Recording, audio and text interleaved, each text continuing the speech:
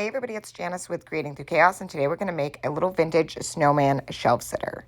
So I grabbed some of these snowman ornaments from Dollar Tree. They're just the unfinished ones, and I'm going to take one of those and fill in the hole with some lightweight spackling from Dollar Tree.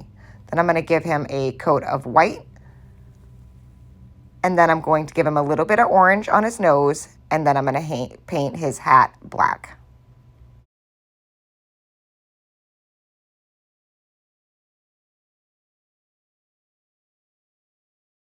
And there he is, all finished painted. Next, I'm going to take this little box. It's a rectangle box that I got from Michael's, and these are really lightweight. It's almost like a balsa wood. And I'm going to paint the inside of the box, just the inside, with some white paint. Then I'm going to take this little stand that I got from Dollar Tree. It used to have this thing on it. It was like a frame.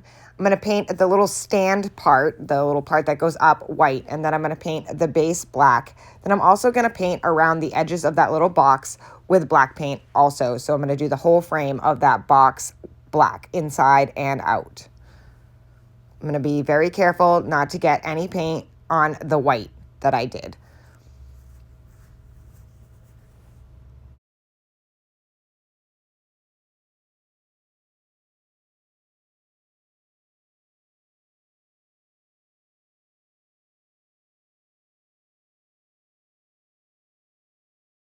If you happen to get a little black on, just touch it up with some white paint after. And here they both are, all finished painted.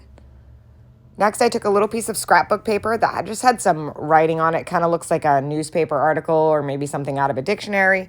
And I'm going to Mod Podge that to the back of my sign. And people always ask, why do you paint before you put paper on? One, because it makes the paper brighter, that you're not using it on such a darker surface. And two, if you happen to mess up with putting the paper on, you won't notice because you're not going to see the wood coming through. You'll just see the paint. And nobody's perfect at cutting. I sure know that I am not. I am terrible at cutting a straight line.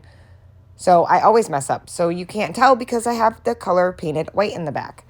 So here we are. We're back to working on our snowman while we let that Mod Podge dry. I had this black and white like plaid fabric. So I just cut it into a strip. And I'm just going to kind of lay it on the snowman and make a little scarf out of it.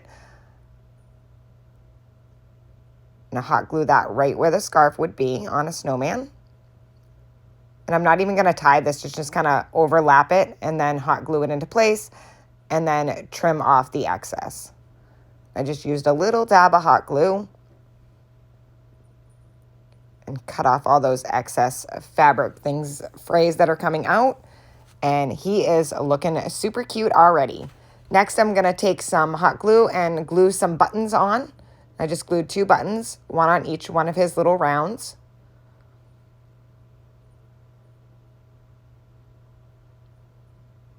And look how cute he is. Adorable, right?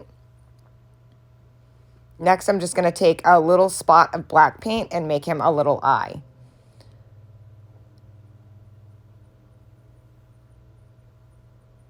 Next, I'm going to take a sanding sponge and I'm going to sand the edges of my snowman. I kind of want him to have, a rustic vintage vibe. So I'm just going to sand down all of the edges. And I just got this sanding block right at Dollar Tree. Next, I'm going to take some Mod Podge and I'm going to coat around the snowman with some Mod Podge. I'm going to give it a nice thick coat, and then I'm going to take these mica flakes made by Tim Holtz. And I got these on Amazon, and I'm just going to sprinkle these all over the snowman. Use my finger to kind of place them where I want, and that button kept falling off because it didn't get the glue in time, so I'm just going to hot glue that right back on. When I went to go set it down the first time, it didn't hit the glue completely. So again, I'm just adding Mod Podge and adding more mica flakes. And I'm going to do this all over the whole snowman. Then you can add a little Mod Podge over the mica flakes to make them stick a little bit better. And this will all dry, clear. You won't see the Mod Podge. And then while it's still wet, I'm going to add some glitter. And this is just fine glitter that I get at Hobby Lobby.